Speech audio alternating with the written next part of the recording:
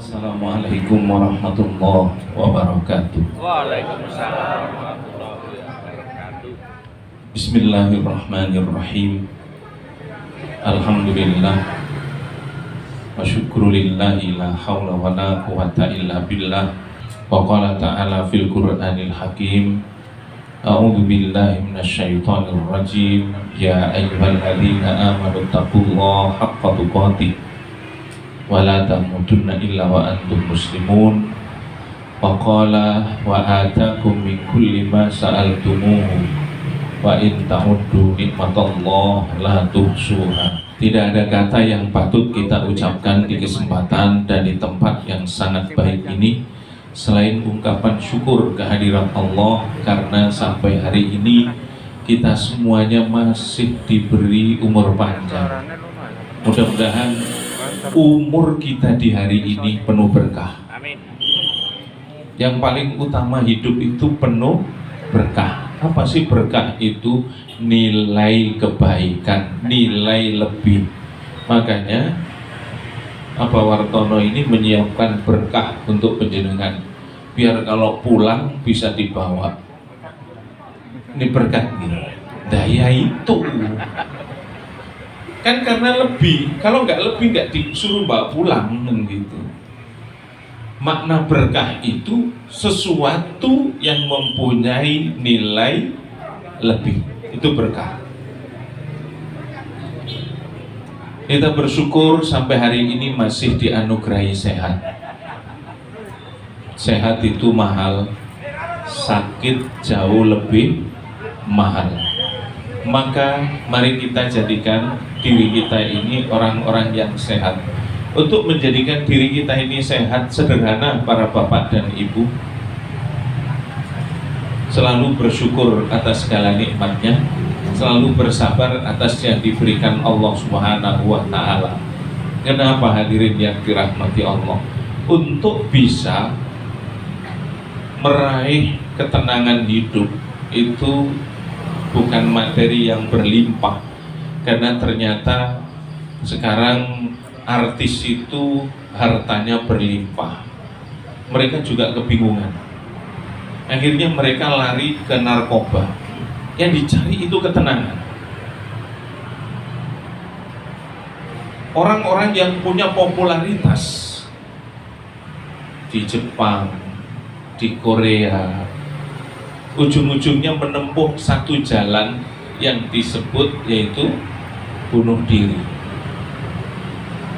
Makanya kalau kita tahu gimana caranya itu, hidup ini dijalani penuh syukur. Dikatakan kita ini bersyukur, satu, kalau kita tidak kecewa dengan apapun yang terjadi dalam hidup kita masing-masing. Saya ulangi lagi ya. Dikatakan kita ini bersyukur yaitu ketika kita tidak kecewa dengan apapun yang terjadi dalam kehidupan kita masing-masing. Kenapa? Karena semuanya itu sudah tertulis di Lauh Mahfuz, tidak bisa kita ini menghindar. Monggo dibuka Al-Qur'annya, surat 57. Surat 57 ayat nomor 22 dan 23. Di surat ini Allah berfirman, ma asaba min musibatin fil ardi wala fi anfusikum illa fi kitabim min qabl an nabra'aha Inna dzalika 'alallahi yasir. Likai la ta'sau 'ala ma fatakum wa la tafrahu bima atakum. Wallahu la yuhibbu kulla mukhtalin fakhur. Sudah ketemu semua? Sudah. Terjemahnya itu begini, tidak ada satu bencana pun, kalau saya mengartikan mungkin bukan bencana, tidak ada satu kejadian pun yang terjadi di muka bumi ini, dan tidak pula itu menimpa dirimu kecuali sudah tertulis di Lauh Mahfuz. Percaya? Tapi kok sering kecewa nih? Pernah kecewa enggak, Bu? Bu? Ya, pernah kecewa? Oh, bukan pernah tapi sering. Kenapa kok sering kecewa? Apa yang dikecewakan? Mungkin kecewa aku kok di bojo koyo ngene ya. Serius ini. Ada yang kecewa aku di bojo gak ganteng, medit, ngamuan bisa. Ada Mas Agus? Ada. Boten. Di sini nggak ada ya.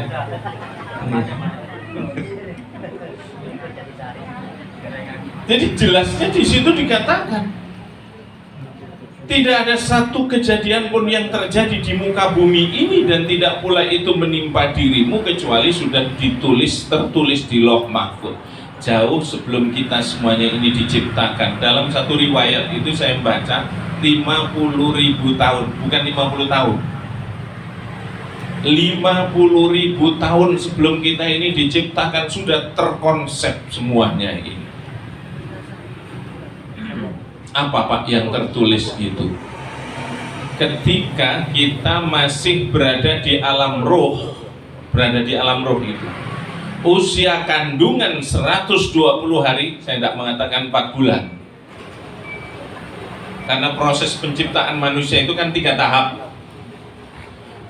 Periode nutfah 40 hari, periode alaqah juga 40 hari, periode mudghah juga 40 hari.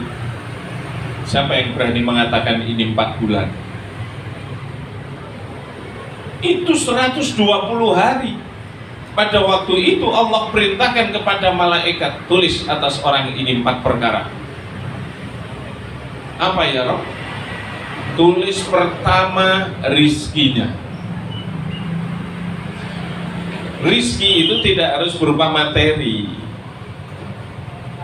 Orang selalu mengkaitkan rizki itu selalu identik dengan materi, harta, kekayaan.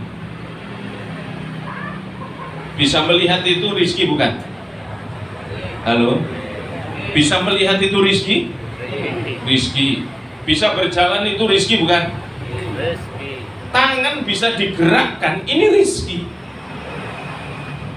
Dan kalau dihitung-hitung rizkinya itu, monggo dibuka lagi surat Ibrahim ayat 34. Tadi sudah saya baca di dalam muqaddimah. Surat Ibrahim, surat nomor berapa? Berapa Bu? 14 ya. Ayatnya 34. Bunyinya begini, wa atakum min kulli ma sa'altumuhu wa in ta'uddu ni'matallahi la tuhsuha innal insana la zalumun apa? Kafar. Dan kami telah mendatangkan atas kalian dari setiap apa yang kamu minta. Yang kita minta kepada Allah itu Masya Allah banyak banget. Sudah dikasih ini, minta ini lagi. Sudah dikasih itu, minta itu lagi.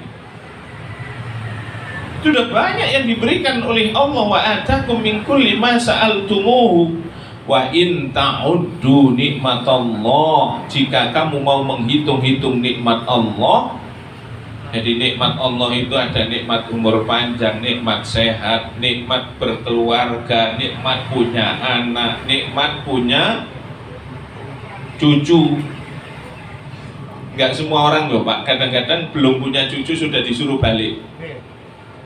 Ada yang kadang-kadang sampai punya buyut, ada yang sampai punya cangga. Siapa yang punya cangga di sini? Yang sampai punya cangga, yang punya buyut saja menurun sewu. Pinten buyutnya jenengan? Pitu, buyutnya jenengan pitu, tapi jenengan dereng buyutan. Serius itu. Buyutan itu apa toh? Ini buyut. Masya Allah. Udah bersyukur loh beliau sampai punya 7. Saya sendiri itu nggak yakin. Apa aku kok iki sok? Cucu saya baru umur 2 tahun lebih. Kalau harus punya buyut, berarti apalagi cucu saya laki. Dan saya rotok suwi biasanya itu. Tapi optimis sajalah. Wa ma tadri nafsun madza taksibu gadan. Tidak ada satu diri pun yang tahu apa yang dikerjakan besok. Terus apalagi nikmat itu banyak.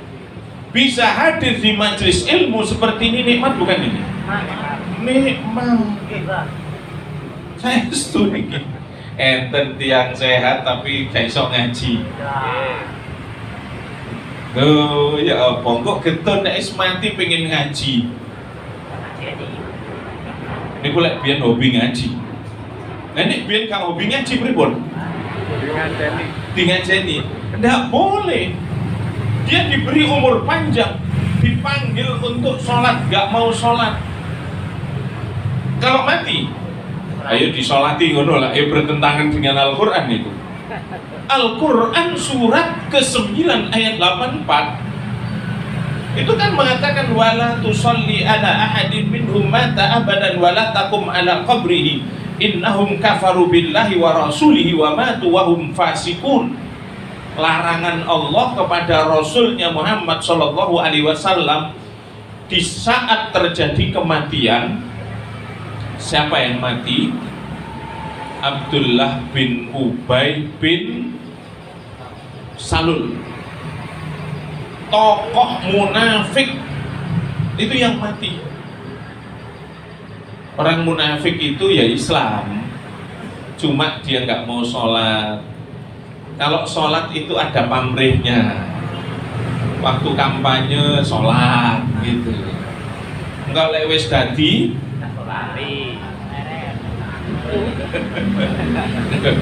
sekarang musim orang-orang munafik itu. Wah, lagi kampanye ngono majelis taklim di sing ora diparani. Nggih. Teng PP legi sami to. Masya Allah, tiba-tiba padha ae. Begitu nanti sudah mati, dia baru berteriak itu.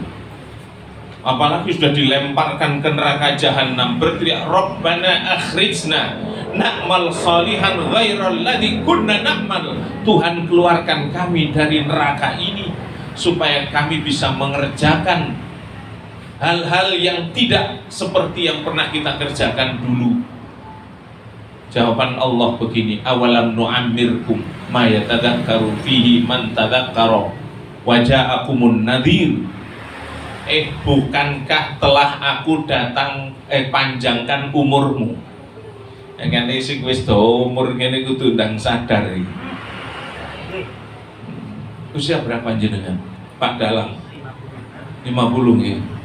Jadi usia 50 itu usia yang sudah lebih 10 tahun. Harusnya kita banyak berpikir. Berpikir untuk apa? Berpikir untuk persiapan masa yang akan datang. Apa yang sudah diberikan Allah kepada kita, Masya Allah nggak terhitung Pak. Kita minta ini sudah dikasih, minta lagi itu, sudah dikasih, minta ini. Makanya jika kamu mau menghitung-hitung nikmat Allah, pasti kamu tidak akan mampu untuk menghitungnya. Sehat aja tolong dihitung itu. Kita ini nggak sadar kalau kita ini kaya raya itu.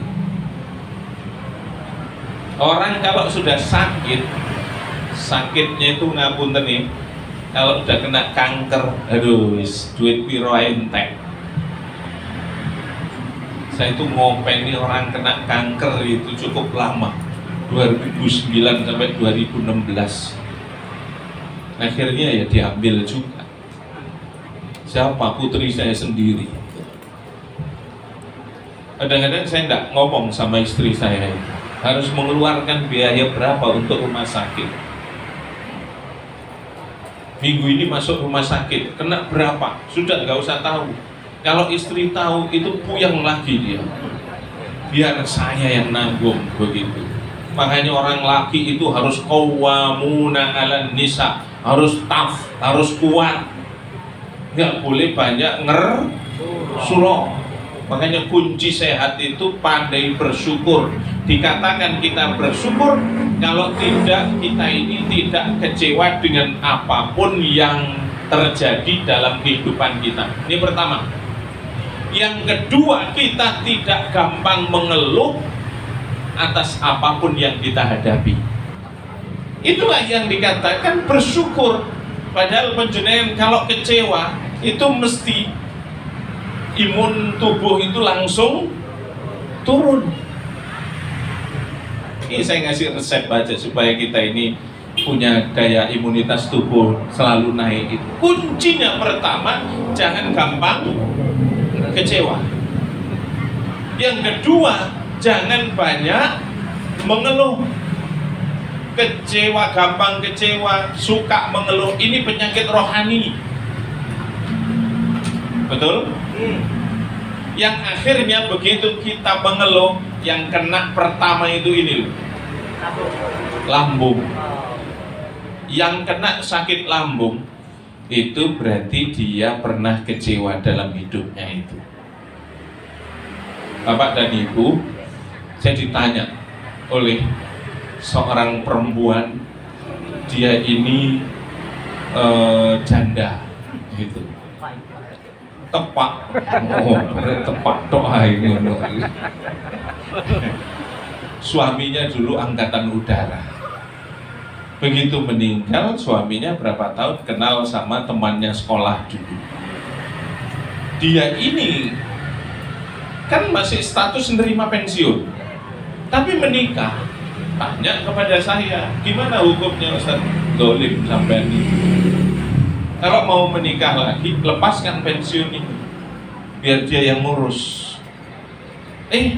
Berapa tahun lagi hubungi saya, Ustaz, suami saya ternyata mengkhianati janjinya. Ya kan, wis entek, ya ditinggal. Sampai sekarang, ya saya ini patah hati Ustaz. Itu cara Allah untuk menghindarkan penjenengan dari orang-orang yang tidak baik. Paham nama betul? Jadi ada patah hati, otomatis pisah loh. Itu cara Allah menghindarkan kita dari orang yang tidak cocok dan tidak baik untuk penjenengan. Tapi dulu janjinya seperti itu. Orang itu kalau masih belum punya, rencananya macam-macam. Betul? Belum punya HP, kurang dewa HP, nabung. Nanti kalau saya punya gini, begitu punya geledak. Betul? Belum punya istri, keren. Belum punya anak, rencananya seperti ini. Begitu punya, kapan mendidik istrinya? Sudah punya anak, kapan mendidik anaknya? Banyak hal hadirin yang saya hormati dan dirahmati Allah yang sering kita abaikan di dalam hidup ini. Makanya orang yang suka kecewa, sering kecewa, suka mengeluh, siap-siap yang kena itu ini. Kalau sudah lambung kena pertama, maka berikutnya adalah jantung juga bermasalah, paru-paru sering sesek. Mau berobat ke rumah sakit takut untuk di COVID kan. Apa nih ngawet dok di sini?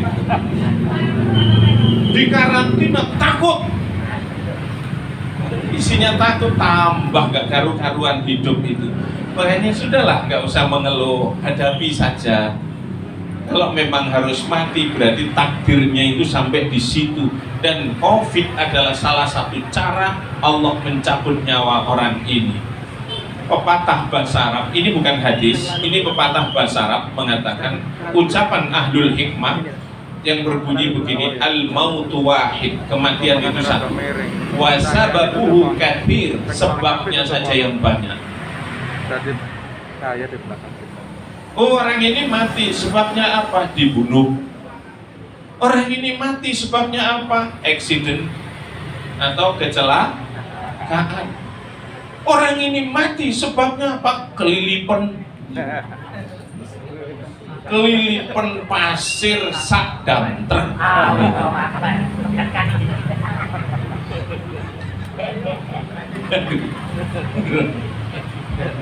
Serius loh, terus Pak gitu. Terus apa lagi? Oh, sebabnya dia tenggelam. Sebabnya apa? Kecelakaan pesawat. Gak bisa Pak menghindar, kalau belum waktunya orang itu mau naik pesawat ternyata apa? Hasil swabnya belum keluar, terpaksa ditunda. Awalnya dia emosi, tapi begitu tahu pesawatnya jatuh dan meninggal semuanya, langsung dia oh, bersyukur gak karu-karuan. Tapi sholat yo males. Terus habis itu apa? Ngaji yo males, dituturi angel. Ini tipologi orang yang angel temen, bener Cak Basman gitu. Dari Cak Basman itu angel temen tuturanmu. Yang dirahmati Allah, makanya bersyukur. Begitu penjenengan tidak banyak mengeluh, selesai masalah itu. Sudahlah, hadapi. Dan kita harus berpikir, yang mengalami masalah dalam hidup itu bukan cuma kita. Masih banyak orang yang mengalami bahkan lebih parah dibandingkan kita. Kalau bisa membandingkan seperti itu, nggak ada kita mengeluh, nggak ada kita ini kecewa dengan apa yang terjadi.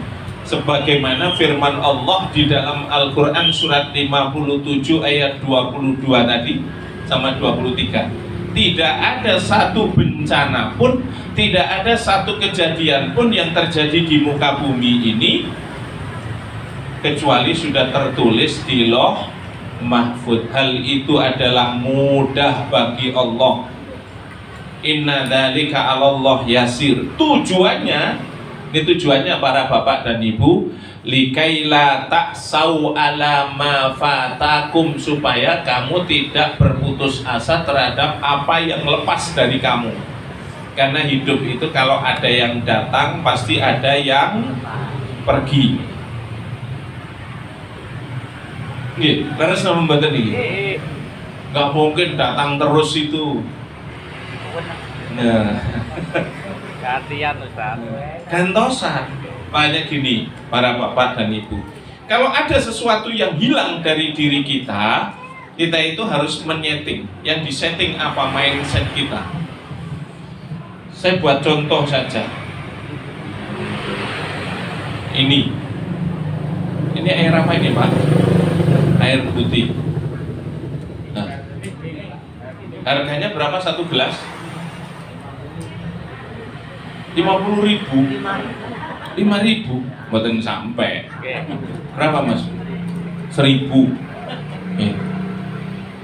Kalau saya mau mengganti isinya gelas ini dengan sesuatu yang lebih mahal, taruhlah madu. Gitu. Apa yang saya lakukan? Diminum? Mboten. Wong kula gak ngelak. Saya buang ini. Saya tuangkan di tempat lain, terus saya ganti.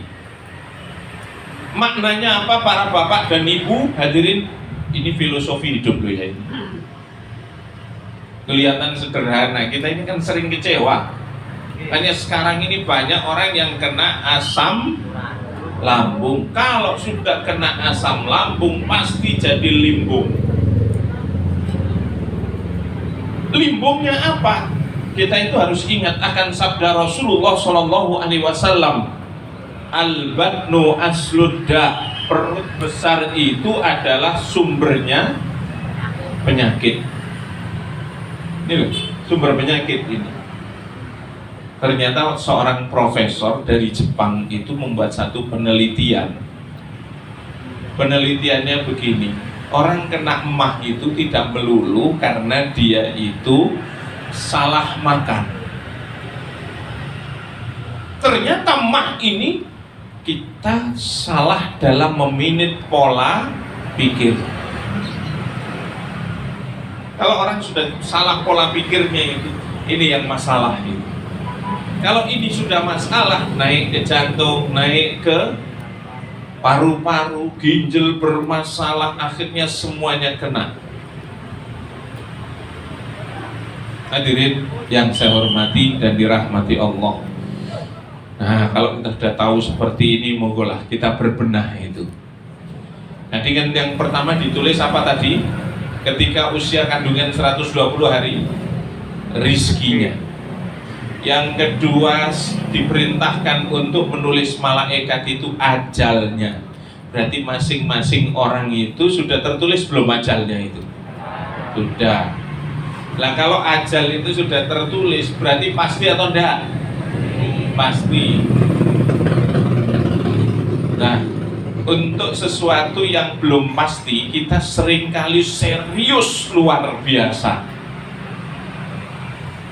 Contohnya apa? Contohnya kita ini mau melakukan bisnis. Wah, karena dengar keuntungan sekian berangkat, sampai sana ternyata batal semua. Belum pasti. Kita dagang. Berdagang itu yang sering saya ketahui begini, para bapak dan ibu. Kalau pagi hari Ahad, biasanya saya suka itu isi pengajian di Tropodo, kalau enggak di Al-Firdaus gitu, atau di Rewin, atau di Surabaya. Sebelum subuh saya berangkat. Di saat saya berangkat bareng dengan pedagang-pedagang tempe. Daerah Candi kan ada pengrajin tempe. Daerah mana? Sepandi. Bualapan Pak. Nggak peduli dingin, nggak peduli gerimis, nggak peduli hujan, berangkat mereka. Padahal dalam pikiran saya, apa sudah pasti mereka ini bakal dapat untung? Belum pasti toh, tapi mereka berani loh. Mati itu pasti enggak?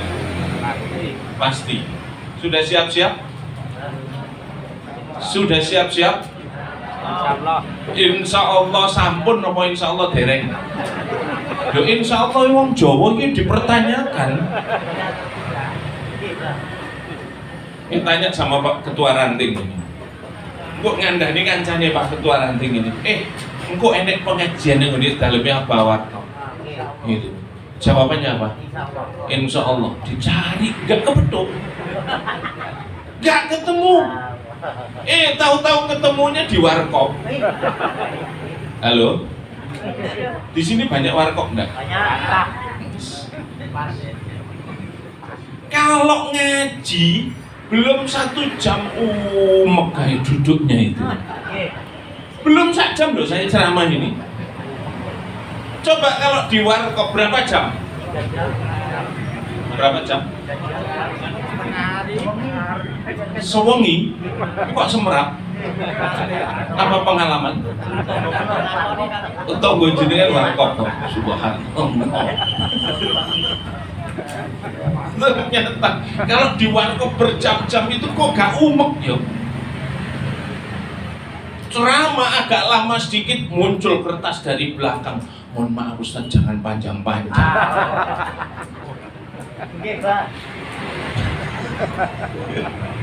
Panjenengan kok padha tok ae gawat dhewe.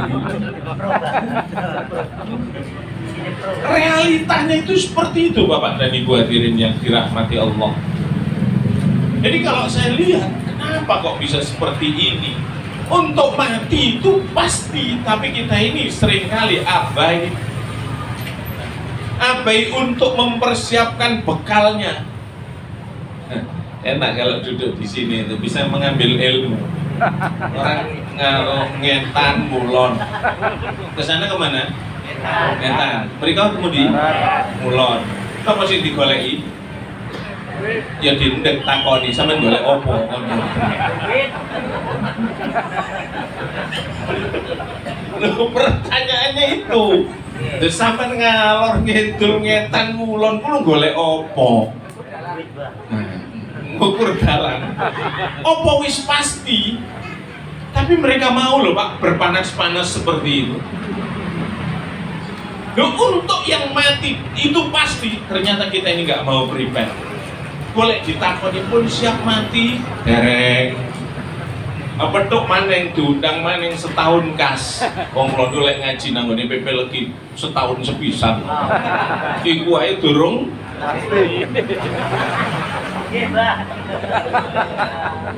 nyindir gak enak. Begitu tanya lagi pun siap dereng. Terus kapan siapnya? Padahal pepatah bahasa Arab mengatakan begini, man siapa saja arafa yang mengetahui bu'da safari jauhnya satu perjalanan ista'adda maka dia itu pasti akan bersiap-siap. Loh, perjalanan nang Malang arep Bali itu persiapan. Mobilnya dilihat, bannya ini seperti apa kondisinya, anginnya itu mencukupi atau enggak. Terus dilihat yang namanya BBM-nya cukup apa enggak. Apalagi yang disiapkan itu air untuk wipernya itu cukup enggak. Apalagi banyak hal yang disiapkan Pak. Kalau harus bermalam, apakah saya hanya pakai baju ini saja atau bawa lagi persiapan yang lainnya? Padahal untuk pergi ke Malang begitu saja kita prepare-nya luar biasa. Arab mati kok orang prepare itu bonek kok. Bonek niku napa? Bondo nekat. Lho lek nonton bal-balan iso bonek. Mati kok bonek. Ajur. Makanya di dalam surat Fatir ayat 36 tadi itu kan teriakannya orang-orang kafir yang waktu di dunianya kafir, lawannya syukur itu kan kufur. Wahum yastarihuna, mereka teriak di ayat 37 itu. Rabbana akhrikna, Tuhan keluarkanlah kami dari neraka ini. Ditanya oleh Allah, kamu minta dikeluarkan untuk apa?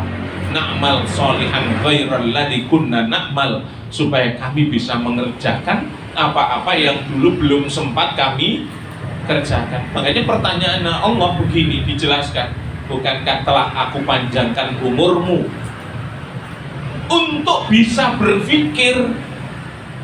Ditegur kita sama Allah ini, iki wong gak iso mikir iki.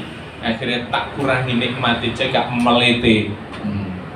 Bahasanya jenengan ini tentu diri asli ini jenengan Ngawi. Orang sombong bahasanya tiang Ngawi no. Mekiti. Melete ini bahasanya tiang Puli.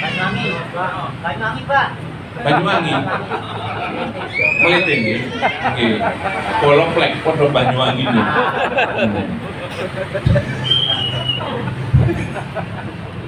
Serius ini. Masya Allah, lek dikei sehat terus melete wong iki. Makanya dikasih sakit supaya segera sadar, ya Allah.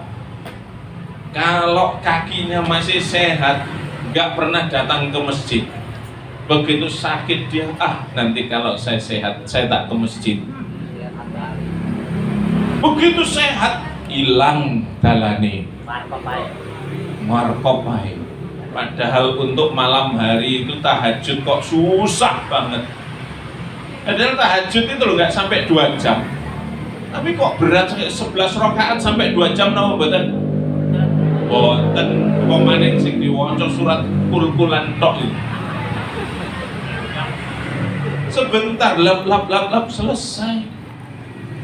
Kecuali kalau kita ini membacanya yang panjang-panjang 2 rakaat dapat duduk, bikin menyadari muhasabah akan diri kita.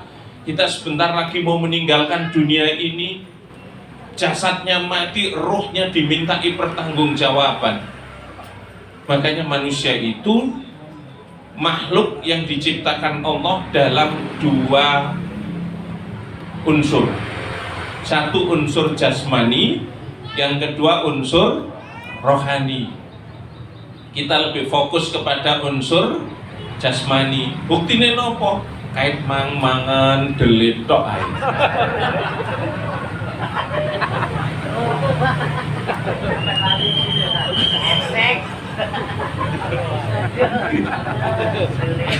Mau mangan duku ae gak leren-leren. Sampai sing jenenge gedang sak cengkek ludes. Mangkane golek lungguh pas mburi ben ora ketok.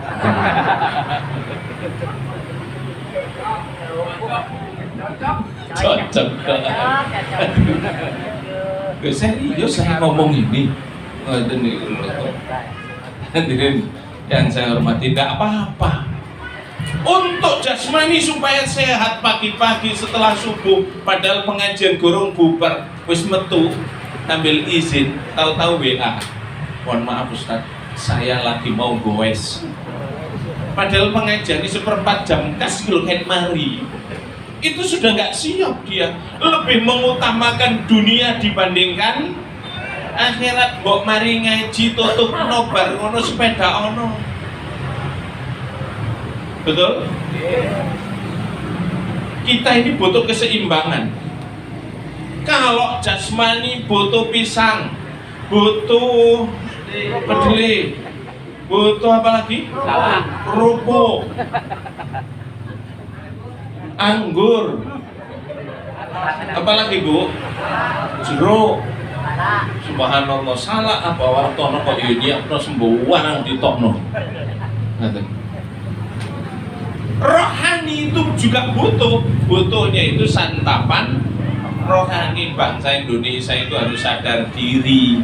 Katanya W.R. Supratman di dalam tulisannya itu, bangunlah jiwanya, bangunlah badannya. Yang dibangun pertama apa?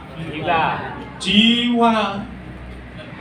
Jiwa belum selesai dibangun kok ambek pecapan tok ae. Oleh opo kira-kira? Oleh waret tok nggih. Hanya hadirin yang saya hormati, sudah ditulis ajal. Kalau ajal itu pasti, kenapa kita tidak prepare? Kenapa tidak persiapan? Selanjutnya apa yang ditulis itu? Malaikat disuruh tulis syakiyun wa sa'idun, celaka dan bahagia. Celaka disebut dulu karena apa? Supaya kita siap kalau ada hal yang nggak enak dalam hidup itu. Makanya kalau saya mendoakan ada pengantin pasangan baru, apakah Anda siap untuk menerima segala kekurangan calon pasangan Anda? Nah itu, di samping kelebihannya, karena kalau dia nuntut kelebihannya saja sementara kekurangannya tidak siap menerima, kecewa kita.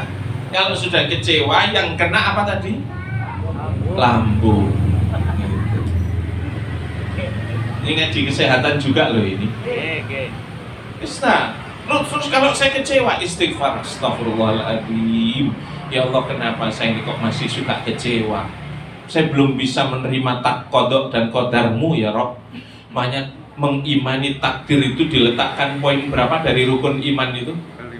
Terakhir. Jadi iman kepada Allah, malaikat-malaikat Allah, kitab-kitab Allah, rasul-rasul Allah, hari akhir. Terakhir mengimani takdir.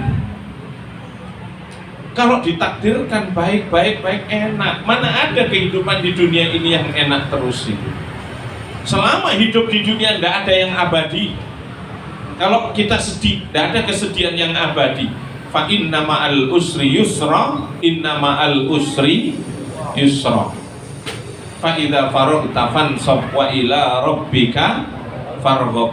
Konsep ini biasanya surat Al-Insyirah. Seringkali saya berikan jadikan bahan motivasi untuk mereka-mereka yang akan pensiun. Itu bener Pak. Kapan hari itu lebih dari 300 orang di salah satu perusahaan daerah kota Surabaya itu mau dipensiun. Memang sudah waktunya pensiun, memasuki usia itu. Saya tanya satu-satu, Bapak sekarang ini side jobnya apa di samping bekerja di sini? Setahun sebelum pensiun itu kan ada MPP. Apa Mas Agus? MPP itu apa Mas Dia? Masa persiapan pensiun, harus dipersiapkan mentalnya itu. Ternyata saya tanya, begitu jawab, wah Ustaz, sekarang saya jualan beras. Kalau penjenengan bekerja di sini sambil jualan beras, berapa omsetnya itu? Dalam sebulan, oh sekian puluh ton. Karena penjenengan terbelah menjadi dua. Nanti fokus ke sini nggak boleh cuma seperti itu, harus 2-3 kali lipat lebih banyak. Terus saya tanya lagi, kalau Bapak apa? Saya biasa ini Pak, ngingu jago. Digo apa? Cuman saya itu hobi aja, nggak untuk diadu toh. Oh mboten Pak Ustaz. Ya wes, tidak apa-apa. Panjenengan harus bisa menemukan kiat-kiat yang lebih hebat lagi. Ternyata begitu saya diundang lagi, beliau-beliau ini sudah pada pensiun. Saya itu disalami. Mana hafal saya sekian ratus orang. Alhamdulillah Pak Ustadz, matur nuwun motivasinya. Sekarang omset kami sekian, lebih banyak keuntungan saya dibandingkan gaji yang saya terima dulu dari perusahaan ini. Kenapa? Fa'idha faraghta fansab. Kalau kamu selesai dari urusan yang satu, cepat pindah ke urusan yang lain. Wa ila rabbika farghab, dan hanya kepada Rabbmu. Kok bukan wa ilallah, disebut wa ila rabbika, hanya kepada Rabbmu, karena hidup itu sudah diatur. Tuhan menyebut dirinya dengan kata Rabb karena Allah ingin menunjukkan kepada kita, aku adalah yang maha mengatur. Nggak usah mencoba untuk ngatur-ngatur aku. Kalau hidup itu sudah tak tentukan, aturan-aturanku itu ada di dalam Al-Quran. Jangan coba-coba untuk merekayasa, menjauhkan orang itu dari Al-Quran. Coba sekarang kita ini mulai dijauhkan dari agama, mau ngaji pun dibatasi. Sadar nggak kita ini? Ini gerakan-gerakan di sini seperti ini harus kita ketahui. Yang endingnya orang itu jadi jarang ngaji, masuk pikiran-pikiran lain itu. Apalagi ada kata agama itu mau dihilangkan. Untungnya pimpinan pusat Muhammadiyah itu mengetahui, langsung dikritik habis itu. Mendiknasnya itu, Menteri Pendidikan Nasional, dikritik. Yang kritik sama orang Muhammadiyah. Kalau tidak dikritik, hilang loh kata agama itu, diganti dengan apa? Nah itu kebudayaan Pak. Agama ini mengatur budaya. Contoh, budayanya orang Arab, kalau ada perempuan yang menstruasi disuruh pergi. Nanti kalau sudah suci suruh balik lagi. Budayanya orang Arab, laki-laki kalau nggak seneng sama perempuan dicerai. Begitu masa iddahnya mau habis dirujuk, itu bisa terjadi berpuluh kali sehingga perempuan tidak punya hak pilih. Maka begitu Islam datang diatur semuanya. At-talaqu marratani, talak yang boleh dirujuk, cerai yang boleh dirujuk itu cuma 2 kali. Kalau talak sampai ketiga kalinya nggak bisa dirujuk sebelum si perempuan ini menikah dengan laki-laki lain. Kalau laki-laki walaupun masih punya istri boleh nikah lagi enggak? Boleh. Itu aku loh saya ngomong. Aku pentakon tok. Cocok tok. Hadirin yang saya hormati dan dirahmati. Ini agama loh, bukan saya merekayasa enggak. Dan itu realita. Sekarang agama mau dihilangkan Pak. Makanya kacau, mereka nggak paham agama ini berasal dari bahasa Sanskerta, terdiri dari dua unsur kata, a dan gama. A itu artinya tidak, gama itu kacau. Orang tidak beragama berarti hidupnya pasti akan kacau. Karena agama mulai disingkir-singkirkan, ujung-ujungnya kacau enggak? Kacau. Nggak hanya beragama itu, katanya Prof. Dr. Muhammad Natsir, ketika orang Islam itu dalam beragama hanya disibukkan dengan ritual keagamaan, maka didanai itu, disuplai dana. Jarno ijek sibuk karo kegiatan agama, khilafiyah tok sing dibahas itu. Mustate gak pelihara jenggot ae langsung dikritik, ditakoni gitu. Ustaz, bagaimana dengan sunnah Rasul? Hukumnya pelihara jenggot itu hukumnya apa? Sunnah. Sunnah itu baik enggak? Baik. Kenapa Ustaz tidak pelihara jenggot? Kayak gini melayu deh itu. Nah melayu tak gibeng arek iki. Sunnah itu banyak, jangan cuma itu tok.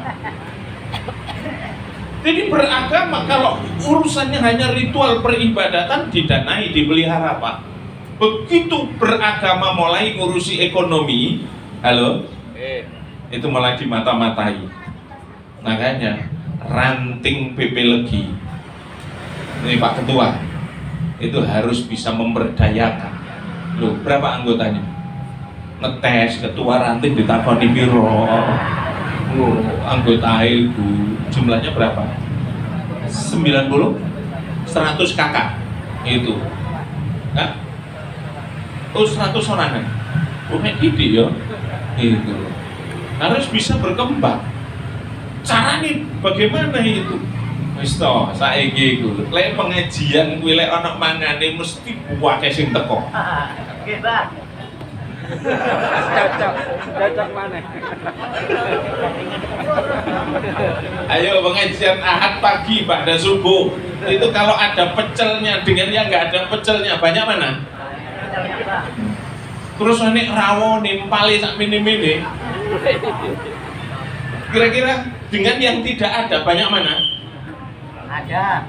Itu dia orang yang tadinya nggak ngaji, melok ngaji ya, ono rawon ini kono. Walaupun ngajinya itu sambil khusyuk mau menunggu. Hadirin yang dirahmati Allah, itu ketika kita memberdayakan yang namanya ekonomi keumatan mulai dimonitor ini oleh penguasa itu. Perputaran dana untuk 100 anggota itu luar biasa. Coba kalau masing-masing ini sudah memikirkan, tuku pulsa, ojo tuku nang ndi, tuku nang grupe dhewe ae. Kemarin saya ngisi Fosilat, forum silaturahim jamaah Masjid Al-Falah, leres gitu.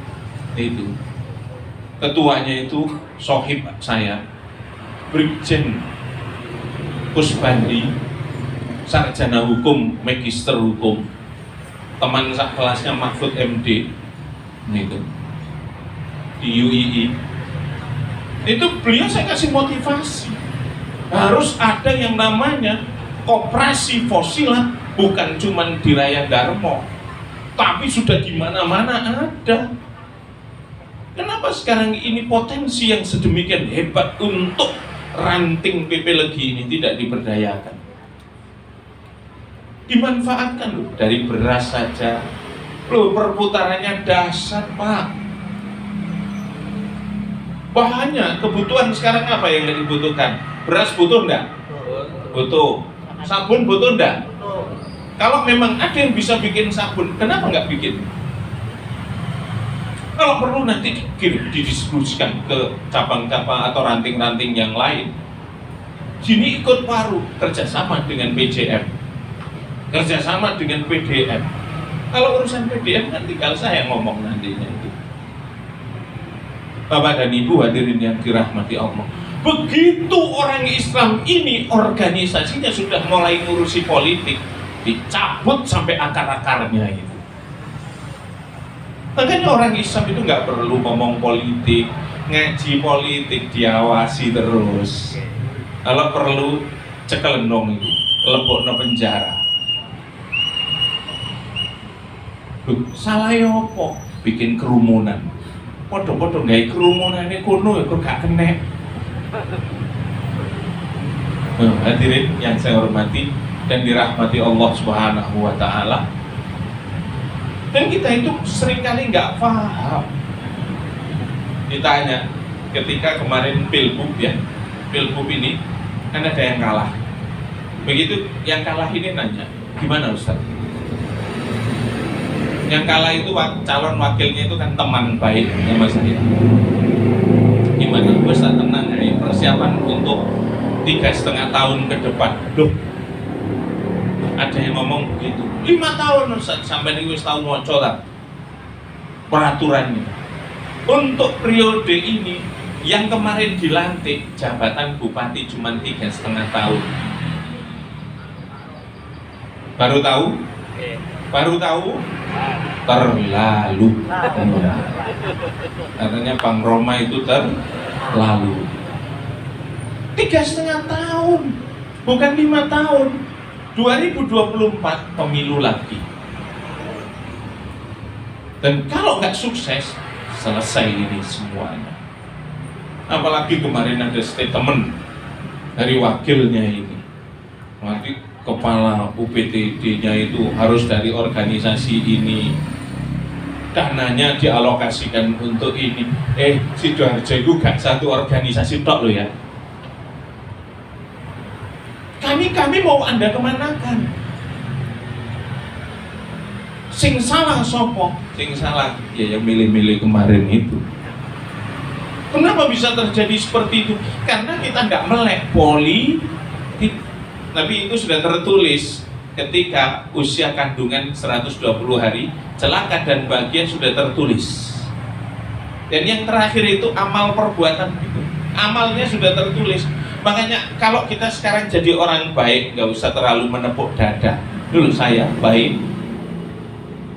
Orang sekarang baik, besok nggak play banyak. Kenapa nggak play ini? Tadi dewul berarti. Sekarang orang ini memokong, besok berubah jadi seperti Umar bin Khattab. Umar bin Khattab sebelum Islam berapa kali mau membunuh Rasulullah Sallallahu Alaihi Wasallam, tapi begitu dia Islam, dahsyat luar biasa dalam pembelaan. Siapa yang nggak takut dengan yang namanya Umar? Iblis pun takut sama Umar bin Khattab. Takut luar biasa. Makanya kita ini nggak usah terlalu menepuk dada. Kita itu harus selalu minta kepada Allah, ya Rabb, tunjukkanlah aku ke jalanmu yang lurus. Makanya di ayat 34 surat Ibrahim tadi, innal insana ladzalumun kafar, betapa manusia itu sangat zalim lagi sangat ingkar. Zalim enggak kira-kira? Zalim diberi kesempatan hidup tidak dimanfaatkan untuk menambah kebajikan. Itu zalim. Kafar, kufur. Padahal kita sekarang ini hidup, besok belum tentu loh. Makanya manfaatkan sisa umur. Saya katakan sisa umur, Pak. Yang namanya mati tidak harus tua, mati tidak harus sakit. Karena orang sakit banyak yang sembuh. Ternyata dia nggak pakai sakit langsung mati. Itu dihadirin yang dirahmati Allah. Kalau saya berkumpul sama jamaah dari PP Legi ini, saya lihat kok sing wis gak ono ya. Gitu. Kirim Al-Fatihah. Masya Allah. Itulah hadirin yang dirahmati Allah. Kita harus sadar bahwa kita semuanya ini bakal mati. Sebelum mati, ayo kita membuat memori yang terbaik gitu. Karena semua kita ini akan dikenang dengan kebaikannya. Si fulan dikenang, ya Allah, dhisik iku ana wong wis ganteng, sugih, dermawan, gak sombong. Terus ada yang dikenang ngono wong elek melitene gak umum, medhit pisan ngoten. Trouble maker. Komplit. Nah, katanya tadi ada sesi tanya jawab. Monggo 1 atau 2 pertanyaan saja. Saya tanya yang poin yang keempat ini yang katanya sudah ditulis, yaitu amal perbuatan.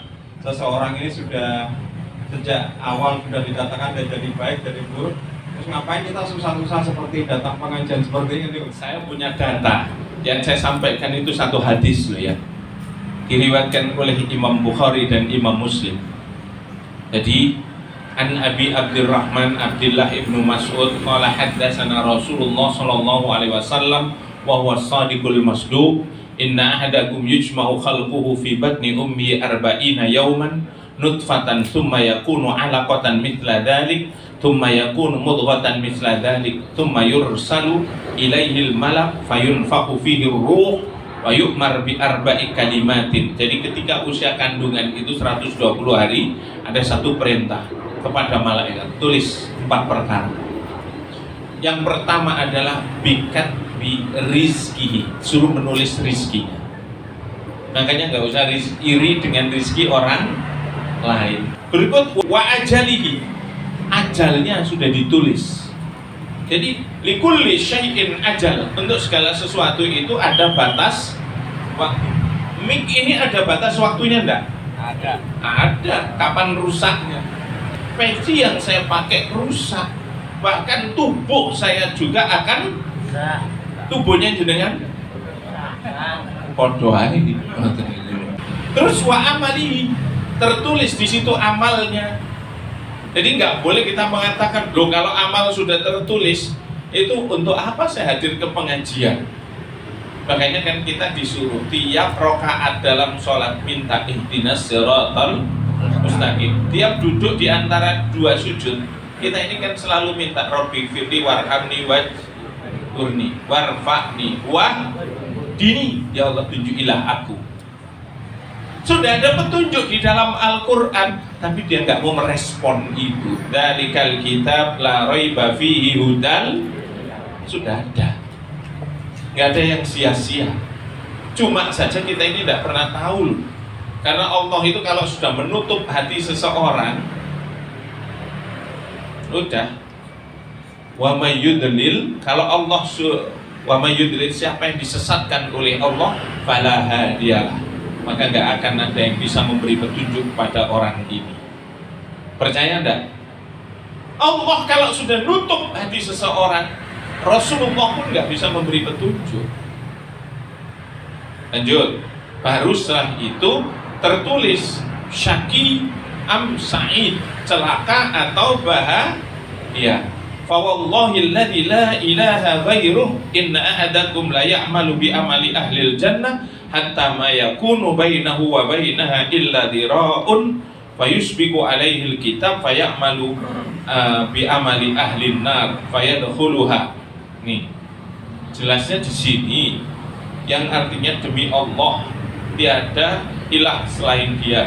Sesungguhnya salah seorang di antara kamu kadang-kadang beramal dengan amalan ahli surga sampai antara jarak antara dirinya dengannya tinggal 1 hasta.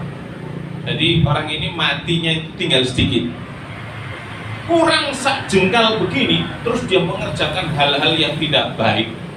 Sehingga apa? Dia mengerjakan amalan-amalan penghuni neraka dan matinya dalam keadaan su'ul khotimah. Masuklah dia ke neraka. Karena apa? Kebaikan itu hapus semuanya. Dia melakukan perbuatan syirik yang menghapus segala kebaikan itu. Dan kalau dilanjutan sini, sungguh kadang-kadang salah seorang dari kamu beramal dengan amalan ahli neraka sampai-sampai jarak antara dirinya dengannya itu tinggal 1 hasta, namun ia telah didahului oleh ketentuan Allah itu, maka ia melaksanakan amalan ahli surga, lantas ia pun masuk ke dalam surga. Nah, jadi nggak ada yang sia-sia, kita tidak pernah tahu. Makanya gini, jangan pernah kita menunda untuk berbuat baik. Jangan pernah kita ini berlaku malas. Memang malas itu salah satu penyakit hati. Kita mau berbuat baik, nanti saja, betul? Kita suka menunda-nunda tobat. Mau melakukan kebaikan, kita sering kali, nanti saja kalau tua. Siapa yang menjamin usianya sampai tua? Betul. Makanya Rasulullah sampai bersabda, "Idza asbahta fala tantadiril masa." Kalau punya kesempatan berbuat baik di waktu pagi, jangan tunda sampai datang waktu sore, karena boleh jadi sebelum sore kamu sudah dijemput oleh kematian.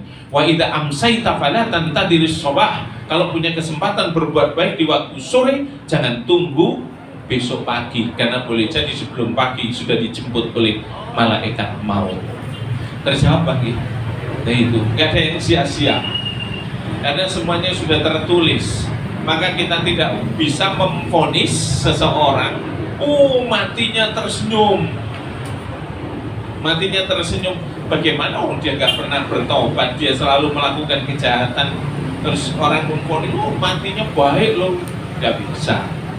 Kalau dia bukan orang beriman, jelas tempatnya adalah neraka. Do you understand? Yes. Saya cuma memotivasi penjenengan. Itu tubuh kita ini ada darah, Pak. Darah ini ibarat oli di dalam mesin. Kalau oli itu sudah terlalu lama dipakai, nggak diganti, maka kental loh. Kalau sudah kental, itu metabolisme tubuh kita juga sangat tidak baik. Caranya gimana, Ustaz? Jangan malas minum. 2 jam sekali minum segini. Berarti berapa liter? Paling tidak 2 liter. 70% tubuh kita ini terdiri dari air. Begitu kurang, dehidrasi kita ini. Jangan takut untuk kita ini, nanti kalau saya minum, saya itu gampang pipis. Loh, justru pipis itu bagus, karena di situ dibuang yang namanya racun yang ada di dalam tubuh. Biasakan itu. Jadi nggak boleh malas minum. Minum itu jangan nunggu haus dulu. Kalau nunggu haus, wah masalah nantinya itu. Nah, kalau mau ganti lagi, ya dipekam, ya difasdu, kan begitu. Kalau pekam itu yang bagian luar saja yang dikeluarkan. Kalau fasdu kan diambil dari pembuluh vena. Dari pembuluh vena dikeluarkan berapa? 250 cc tiap bulan. Terjadi yang namanya regenerasi sel darah itu. Insya Allah sehat sudah. Gampang. Penyakit apapun itu muaranya dari darah. Kalau darahnya penjenengan semuanya baik, maka imunitas tubuhnya baik enggak itu? Baik. Sudah diajarkan oleh Rasulullah waktu beliau Mi'raj sampai di Baitul Ma'mur sana ketemu malaikat, suruh umatmu itu untuk melakukan 2 pengobatan. Yang pertama al-hijamah wal fasdu, yaitu bekam dan fasdu. 2 perkara ini yang harus diketahui. Bapak Ibu hadirin yang saya hormati, akhirnya saya hanya bisa mendoakan penjenengan semuanya selalu dalam keadaan sehat. Sehat lahirnya, sehat batinnya, sehat dompetnya. Nah, itu artinya ekonominya sehat, gitu loh. Cocok terus saya jenengan gitu. Terus saya doakan hidup kita semuanya ini selalu diberkahi oleh Allah, dan kita selalu dalam bimbingan Allah untuk tetap istiqomah di dalam kebaikan sampai ajal memisahkan kita. Dan saya doakan keluarga penjenengan masuk kategori keluarga yang sakinah, mawaddah, warahmah. Dan semoga kita semuanya termasuk hamba Allah yang selalu bersyukur atas nikmat-nikmatnya, sekaligus bisa bersabar atas ujian yang diberikan Allah kepada kita. Karena di balik ujian pasti akan ada kenaikan.